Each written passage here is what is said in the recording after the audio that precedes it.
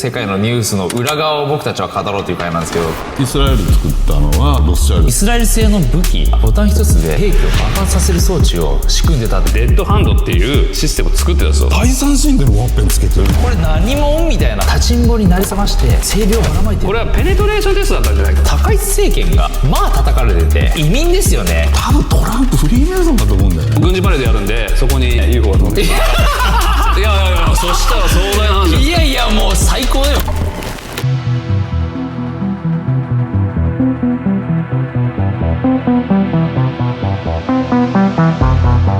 はい、皆さんこんにちは。始まりました。今回も NMS スタジオ3回目ですかね。明日話したくなるを一応ねテーマにして、はい、ちょっと世界のニュースの裏側を僕たちは語ろうという回なんですけど、今日のゲスト山田敏郎さん。はい、よろしくお願いします。よろしくお願いします。鍵幕よろしくお願いします。で、まあ無垢の三上編集長。はい、よろしくお願いします。大好評でして、それはこの3人がもう最強っていうありがたいコメントいただいて。危ない危ない危ないですか。ここでバランス取ってますからね。バランス一応取ってますよね。そうみんなお願いしますよ、バランスを。確かに今ね3月6日ですけど、ちょっと今年に入ってニュースが絶えない、何が起きてるのかって、まずやっぱイランですよ。イランのまさかトランプとこのイスラエルがイランに攻撃が、去年の核施設3カ所6月です、ね、6月、はい、あれもちょっと衝撃的だったんですけど、はい、今回もうがっつりハメネイを殺害しに行く。そもそも対立構造としては1979年もイラン革命以降、イランは一応ね反米反イスラエル的なその西側に対する対立構造として、ヒズボラとかハマスとか風車に武器とか支援を送って、中東のそういった勢力をね、ある意味過激集団ですか。そうです。イスラム過激派、テロ集団という言い方してもいいんじゃないですかね。そうですよね。国際的にそういうふうに認められて、で秘密裏に核開発もして、2002年にはねその未申告の核施設が発覚して国際問題に発展して、ただ2015年にはそのイラン核合意があったんですけど、2018年にトランプがその抜けたことによって、しかもイランも対抗してウラン濃縮をね拡大して、もう全体的にもう関係は最悪だったと。で2023年にハマスによるイスラエル襲撃があって、でそこで反撃したことによってさらにそのねイランとの関係もまた悪くなって、でこのタイミングでまさかのそのイランのトップをトランプがマデュロをやった後は、メキシコのカルテルをやった後は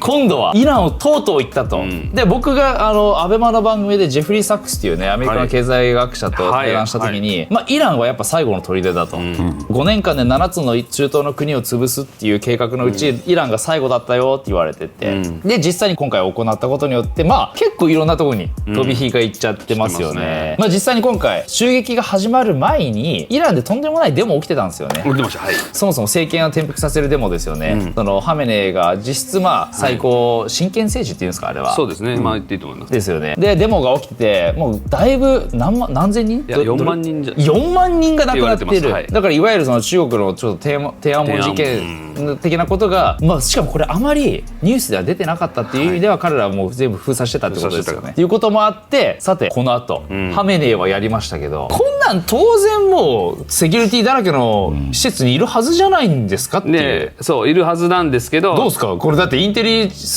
の方からしたら、いや僕は思うに、僕はああいうのとかいろいろ聞いてる限りでは、その周りにいた側近スタッフ含め全員それぞれ担当がついて、全員の動きを見てると。だからスパイが、はい、おそらくテルアビブかどっか何たりか見てると。でスタッフが今日朝出てきた、毎日ここ出てくるしこうでっていうのは分かるわけですよね。でそのスケジューリングとかあったら、東京じゃないんだからさ。そうでも全部やってるわけですよ。それを全部やってて、ずーっと地下にいたのに、ずっといたんだ。当然ずーっと地下にいる。で瞬間はもう本当にたまたまで、しかもほぼ朝でしょ。朝6時とかでしたっけ。でミッドナイトハンマーって前の作戦は夜中でしょ。でマドゥーロやった時も夜中で、ビンラディンも夜中なんです。いやじゃあ今回昼間なんですよ。一瞬なんだ本当に。で本人は油断したんですよ。昼間だからやられないと思って。で家族がいたっていうのは多分業務で他にあったんじゃないか、何か。ウーバーイーツ取りに行く感覚でなんか地上出てやられちゃったみたいなことなんですか。そうですよ。だからマジザルカウイって前も言いましたけど、国際テロ組織のアルカイダのだからリーダーだったザルカウイさんという人がアフガニスタンに住んでる時も、彼も邸宅で死んでるんですね。殺されたんですよ、米軍の攻撃で。でそれは彼が毎朝ベランダに出て体操やるんだとそれでそれが分かってるんで、ラジオ体操じゃないんだからまさにマジかよ。あの人はお医者さんだったりとかしてちゃんとしてる人で、ちゃんとしてって言い方変ですけど、真面目きちんとやりたい人で、そうね、だから決まった日に朝出てきてベランダで体操すると。地下でやれよ。そうで、ただ爆撃しちゃダメなんで彼だけを殺せるミサイルを壊したんですよ。へー、派手のついたやつ。何でしたっけ名前。そう忍者みたいなやつ。すっげえやつでしょ。次期候補もだいぶやっちゃいましたけど、アメリカはどこに転がっていくのかっていうところを今日は話せればと思うんですけど。やっぱこれって今回ありましたけど、これやっぱ長いシナリオの一環ですよね。いろんなところ角度から見て、で一番最初なんであれですけど、去年の6月にミッドナイトハマーズ夜中に、B2 っていう戦闘機がアメリカからわざわざ来て落とすと、その準備を全部するために防空網をイスラエルが完全に破壊した上でお膳立てをしたっていうのがありましたね。でそれが6ヶ月経った去年の12月のクリスマスですよ。マラーラーゴにネタニヤフさんが訪問してトランプさんと密会している。密会というよりニュースになってますけど、でそこで改めて6ヶ月前に潰したのに、おいおいと、イランまだやってるぞと、完全にまだ核開発できるぞと。ちょうどデモとかやってる最中ですか。それちょっと前ですね。それよりも前。ブレイクアウトポイントって言ってますけど、ウラン濃縮っていう材料を持ってるけれども核兵器を作れるまでの期間っていうのはどれぐらいあるんだっていうのがあって、でそれが結構迫ってるというような話をずっとこうやって、そこからですよ15回電話してるんですよ、ネタニヤフさんはね、トランプさんで2回会ってるんですよ。でその今回攻撃2月28日にあったんですね。だから23日の日に1週間ぐらい前にネタニヤフさんがトランプさんに連絡をして、もう1月の頭でトランプさんはその話を聞いて攻撃する方に頭が傾いてたと。でその1週間前にいよいよネタニヤフさんがまたトランプさんに電話してきて、一網打尽できるチャンスが来たと。そうです。でそれで考えた挙句トランプさんは最後はエアフォースワンから指示をOK、サインを出すと。それで待ってたんです。これちょっとバカな質問しますけど、そもそも核作っちゃダメってわけじゃないですか。でも作ってる国もあるじゃないですか。これどういう理不尽なあれですか。そこなんですよ。だからそれはもう永遠のテーマというか。やっぱそうです。いや単純にあれはユダヤということでいいんじゃないですか。ユダヤのあれ決まりなんですか。今回のね、ネタニヤフがトランプ、アメリカに対してもう早くやれとのその言い草がすごいですよ。分かってますよね。アメリカ合衆国が作ったのは自分たちだぞと。そんなこと言ってるんですか。誰のおかげでアメリカがあるんだっていう言い方。でこれはもう完全にユダヤロビーというか、いや国際資本じゃないですか。実際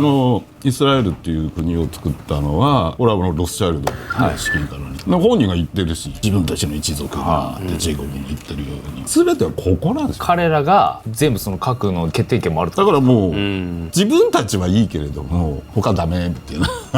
ペースなわけじゃん。だから理不尽じゃ理不尽。定義を通すんだったらイスラエルだってね、ちゃんと核査察受けろよみたいな。本当はそうですよね。でもそれを言っちゃうと殺されちゃうからみたいなね。ありますよね。なんですか。いやだからイランが今回核兵器持ってたら攻撃できなかったですよね。アメリカもイスラエル。やっぱ持ってないんですか。持ってないです。持ってたらできないので。それって中国とかロシアが裏にいるわけじゃないですか。イランっていうのは彼らからいっぱい武器提供されてないですか。されてますよ。一貫で核って別に簡単に密輸できないですか。いやそれがちょっとできなくて、ちゃんとIAC 難しいんだ。そうでそれはもう要所要所でポイント潰してきたりっていろいろしてるんで、イスラエルがずっと見てるんで中で。なるほどね。で変な話ですけどイスラエルは認めてないんですよ。核兵器持ってる。多分今も認めてないですよね。まだ認めてない。イスラエル認めてないですか。認めてないですよ。これが何年ずいぶん前に中の科学者の人がそれに関わった、これよくねえんじゃないかって言ってわざわざイギリスに逃げて、イギリスのメディアに全部暴露したんですよ。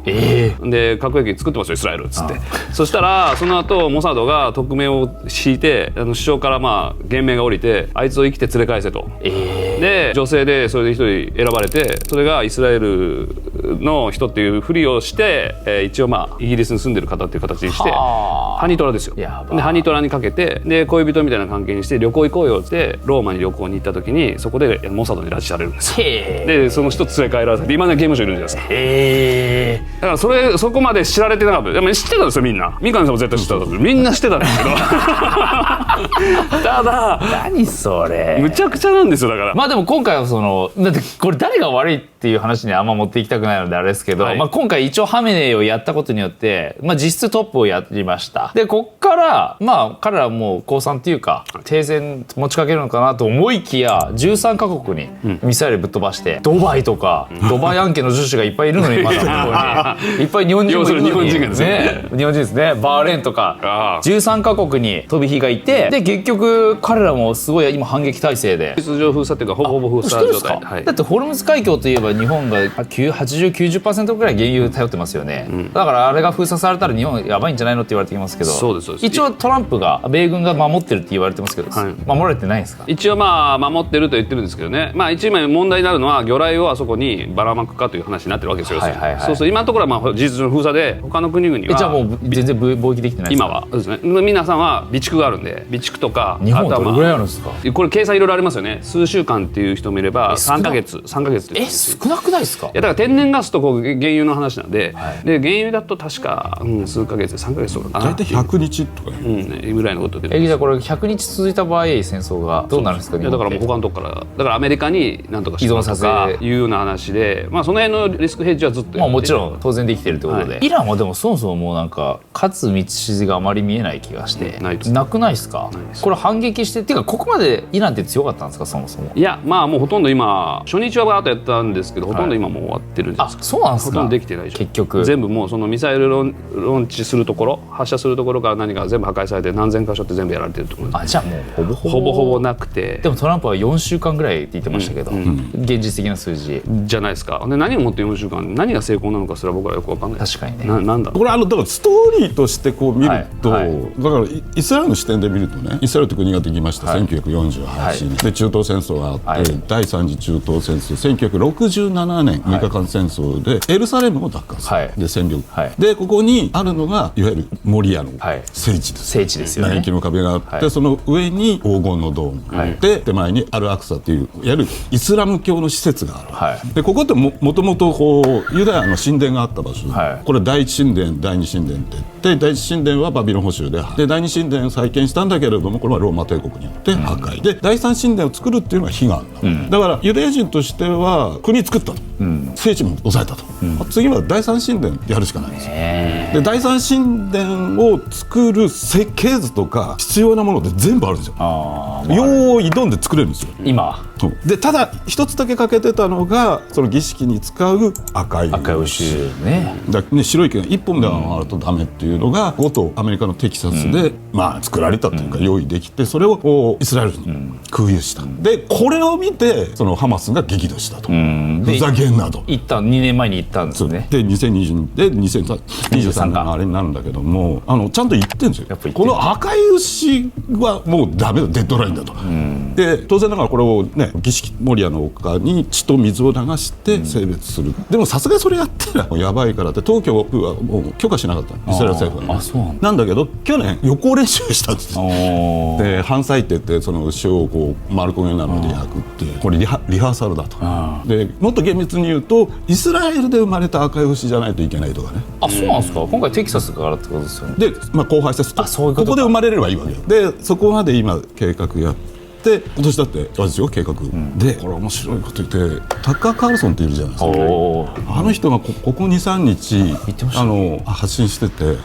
今ほらイスラエルに拘束されたじゃない。あれ彼されましたっけ？イスラエル行ってなんかイチャモンつけられてなんか拘束されてって、で最近発信してるのがこれは第三神殿作るこれ計画だ。言ってます？マジ？だから今そのイランねどんどんミサイル撃ってるじゃん。当然ながら今の岩のドームのところもイスラムの聖地だから直接攻撃しないじゃん、聖地なんだからさすがに、シア派といえども、でもいわゆるイスラエル側はわざとイランからの攻撃であるっていうやって体で、あれイランのバカ野郎が誤射しやがってみたいな、これでやったらば封鎖できるわけですよモリアの丘を。で当然ながら勢いする処分だなんていうどさくさに紛れてボンと作っちまう。いやそういうことわかんない、これフェイクニュースかわかんないですけど、イスラエルが結構やられてる映像とかも情報も出てきて、実際イスラエルやっぱやられてるんですかね現地は。いやそうですよね。要はイスラエルってその30にこうドーム作ってて、全部迎撃するアイアンドームと、ダビデスリングってやつとアローってやつでガバガバじゃんみたいな。そうでもあれはねもうやらしてるんでしょやっぱり。それはだから分かってるんで。今もやらしてるんですかあれ。要は僕らが見てるのって能力を最大限に使って迎撃できなかったって話ではないと思うんですよ。要するにそのどこまで例えばここを潰されれば、これはどんな戦争にも偽旗作戦っていうのがあって、例えば自作自演ですよねみたいなことで怖くないの？怖くないんですか？いやだからその被害も多分計算できてるんだと思うんです、イスラエルぐらいになると。そうですか三上さん、そこが対そうだと思う。もう絶対それですね。絶対それ。そうだからまあ被害に見えてるのはそう見せてるだけで、じゃあこの先ワンチャン聖地エルサレムに来たらこれがいよいよ。いや本気だからね。マジかよ。来ましたよ昨日ピーター・ティールが高市さんに会いに堂々とデカデカと出て、高市さんもピーター・ティールと会いましたってちょっと一昔前だったらあまりなかったことが、確かに陰謀が現実になりつつあるのでね、昔関さんも裏声でなんかピーター・ティールとか言ってるけどもう今じゃピーター・ティールが表にね。これはどういうあれね、まあ、僕の推測では日本のデータを欲しがってるのかなっていう。いやそうですよ。もうだって日本にねありますよね、都内のでかいところに大々ガーンと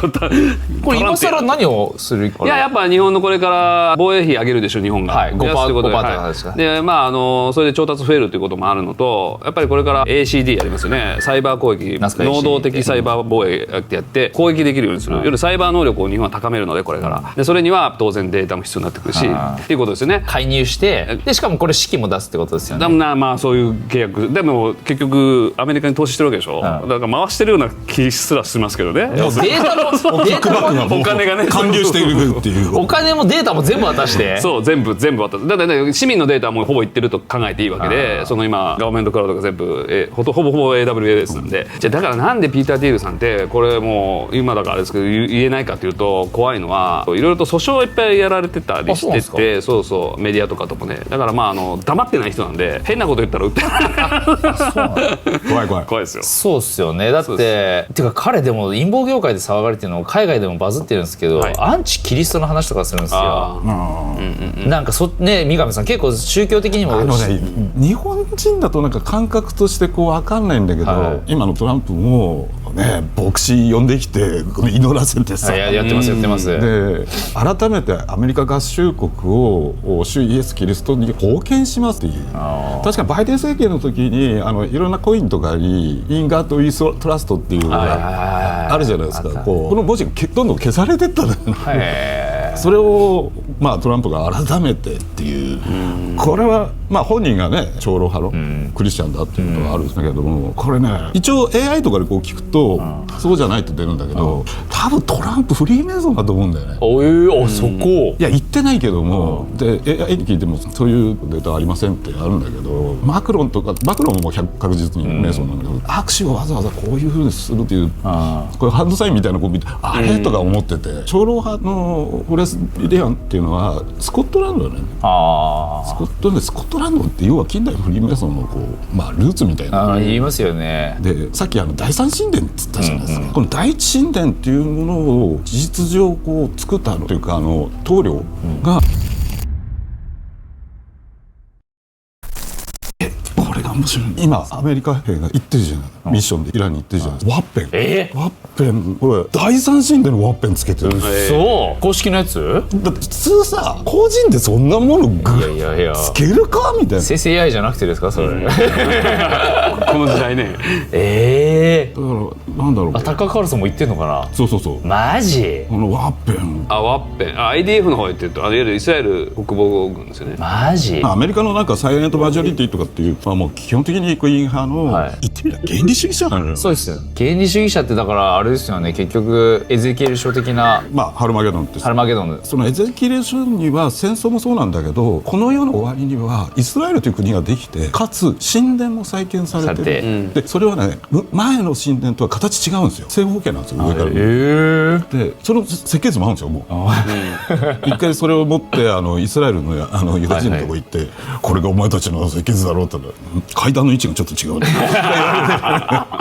結構ガチで。これワッペンって出てました？なんか動画真ん中あたりこれか。ちょっと大きくこれがそうなんですか。ちょっとね画質があれですけど、マジか。今回の事件のようにヤバすぎる動画を構成する電気信号が Wi-Fi ルータから発生する 2.4GHz または 5GHz の電波を介してデバイスに送信されています。大切なやり取りは他者から覗かれない領域で行うのが理想ですよね。ただ残念ながら全て Wi-Fi ルータから漏れるリスクがあります。そこで役立つのがスポンサーさんのエクスプレス B ExpressVPN です。 ExpressVPN を使用していれば仮想サーバーを通ることでトラフィックを 100% シャッフルしてくるので、誰もみんなの活動を監視することができません。そして ExpressVPN のもう一つの便利な点は、サーバーが105カ国にまであるので、ワンクリックでデバイスの位置情報を切り替えられるので、自分が別の国にいると思わせることもでき、今回はスプリングキャンペーンで通常より大幅に割引がされています。2年プラス4ヶ月プランが 81% オフという安すぎて会員なのか忘れるレベル。このプランでなんとパスワードの管理、メールの流出防止、 AI のプロンプト入力の保護などサービスが盛りだくさんなんです。最大5日間の無料 eSIM もついていて、30日間返金保証付きなので、キャンペーン3月から4月上旬までの間、気になる方はチェックしてみてください。話変わるっちゃ変わるんですけど、今高市政権が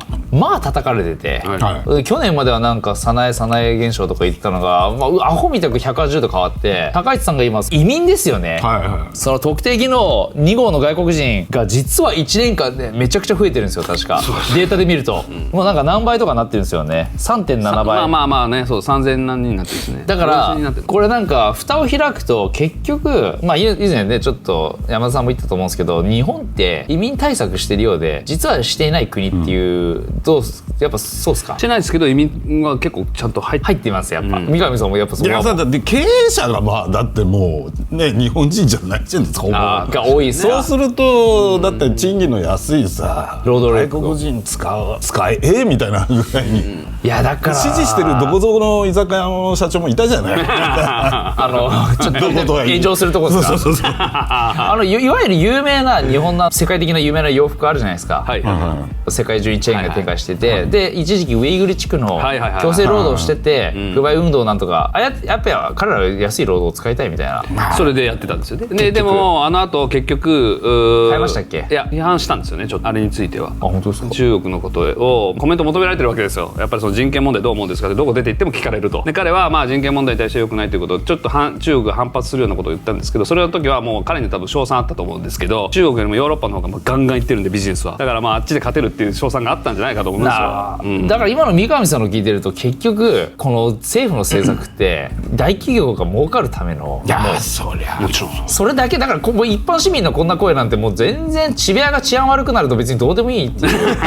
川口であれがあんなん起きても別にどうでもいいっちゃどうでもいいですか？もっとね警察なんか動けるような環境を整えてやればだいぶ違うと思うんだけど、そうなんですよ。現代にも火消しみたいなのがいないですかね。そうなんですよ。だからリソースをちゃんとねどこに置くかっていうのが大事で、でも数字だけ見てもそうでしょ。だって今1億2、3000万ですね、日本人、でそのうち外国人が340万300万ですよ。1年に死ぬ日本人の数っていうのが80万とかですよね。そうで出生が60とかでしたっけ？そう80万で出生はその半分ぐらいなんですよ。そうですよね。だから40万ぐらい毎年いなくなる。減ってるからね。50万ぐらいかな、減ってるんですよ。で多分今の数字で間違いないと思うんですけど、それで日本に来ている外国人の数って30万です、大体毎年。多い。30万ずつ増えてるんですよ。すげえ。でもそれでも人口減っていくのは間違いないんですよ。でプラスただ人口減っていくけど外国人がそういう比率増えていくので、比率では増えていくってことになって、絶対ねどうしてもね。でそうなんですよ。だから今 3% ぐらいですかね、外国人の方の数ね。韓国もひどいじゃないですか、出生率とか。これでもいずれだから 10% ぐらいいくって話。そういくかもしれないね。韓国今 4% とか 5% で、OECD の定義では 4% 以上になったら多文化社会みたいな決まるんですよ。なるんだ。日本はまだギリギリですけど、迎え入れる準備ができてるならいいですけど、さっきの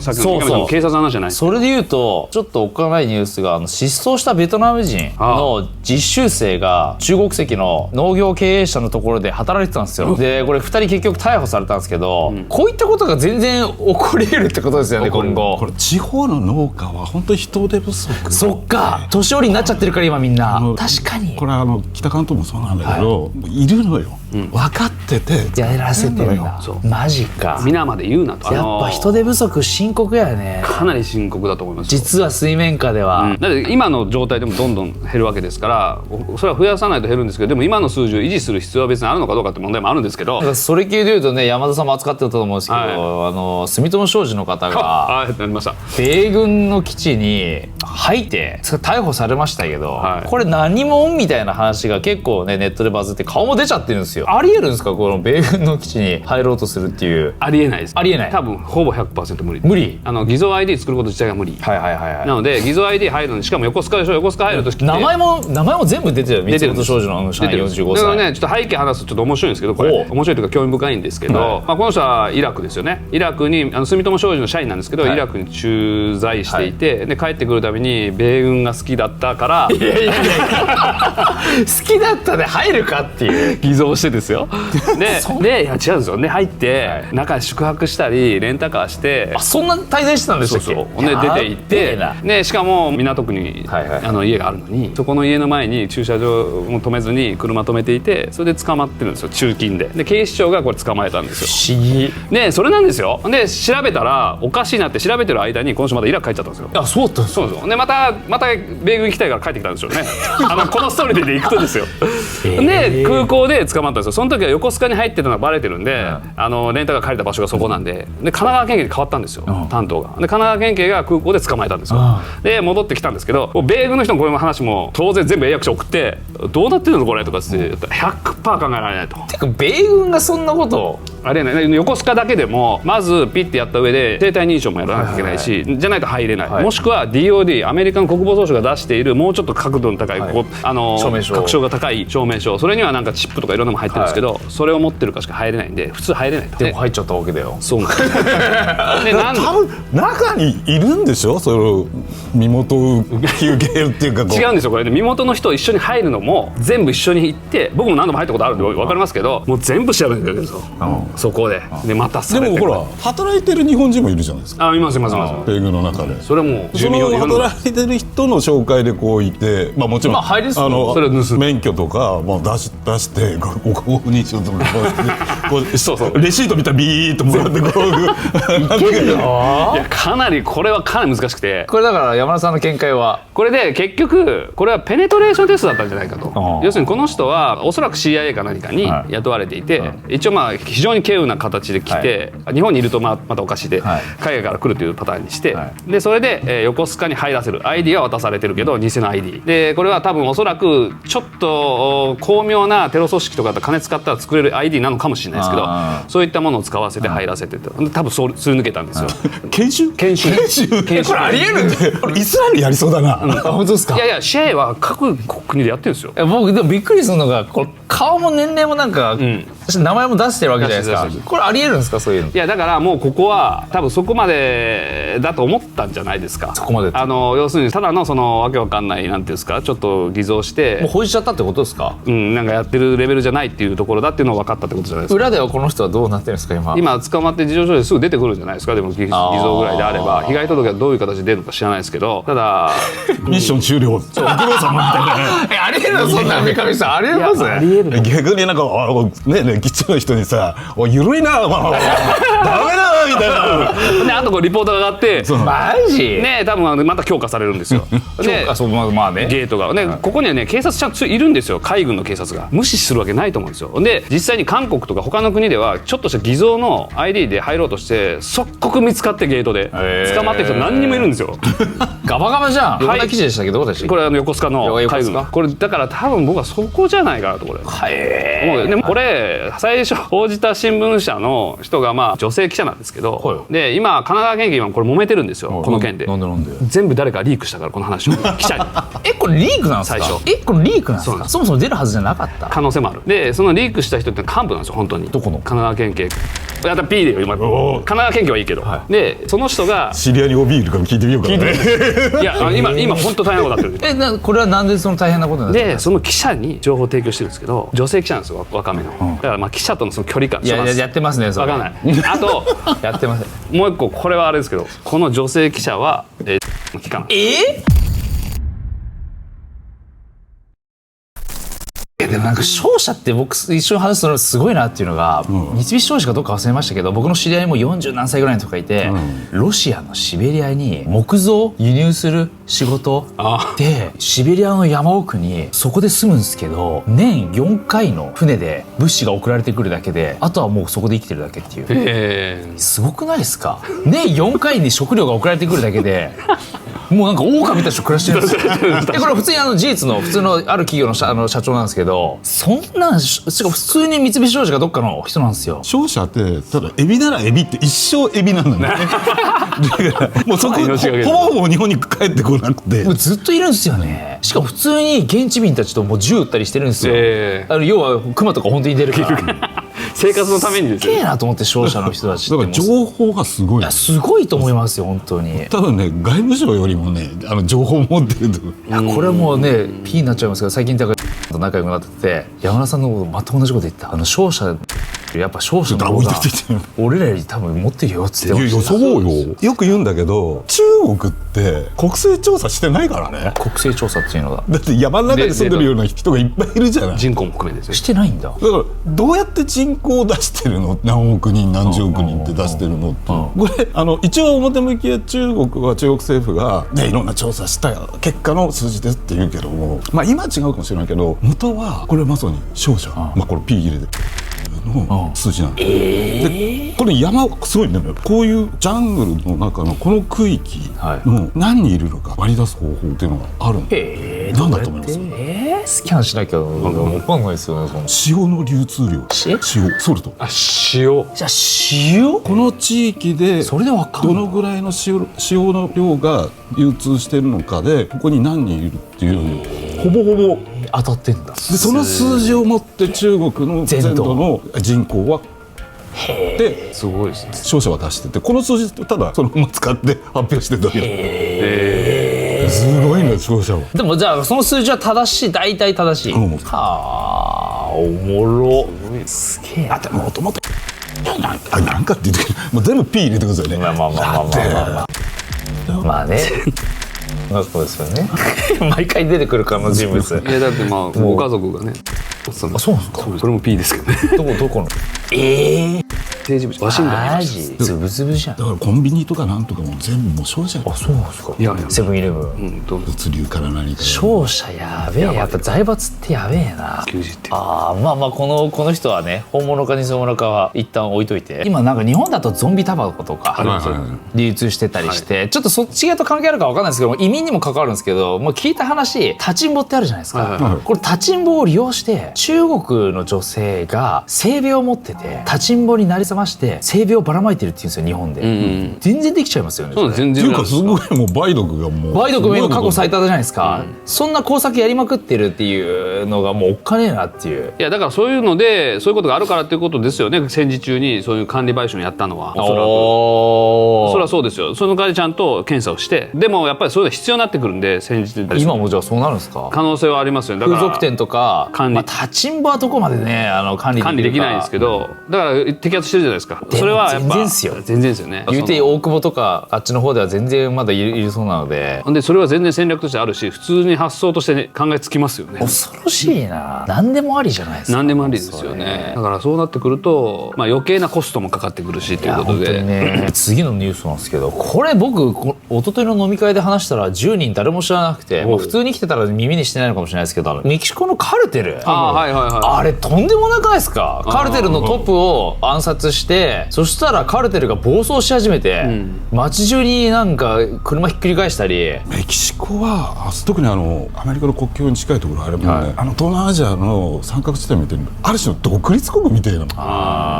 このカルテルからですか。だからこの地域の全部マフィアを排除しようとした政治家は全員殺されてるから首切られるんだよ。これなんでなんですか。だからメキシコ大統領も1年前に選挙あったじゃん。今女性になったけど、そうだ、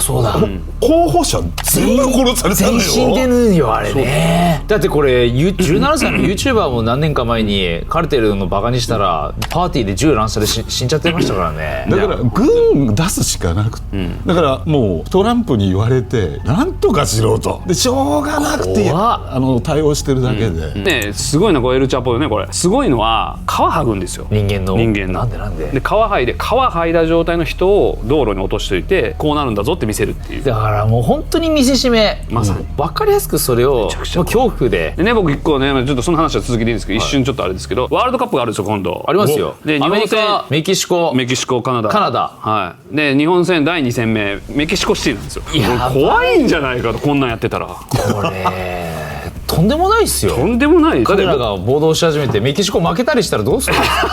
忖度入りそうですよ。選手も忖度入るよ。だってコロンビアでは選手がワールドカップで相手国に PK を与えたというんで、それで負けたんですよ。で国帰ったら暗殺されましたからね。もうサッカーは本当に死ぬからね。本当に殺されますから。でもまだおとしいのが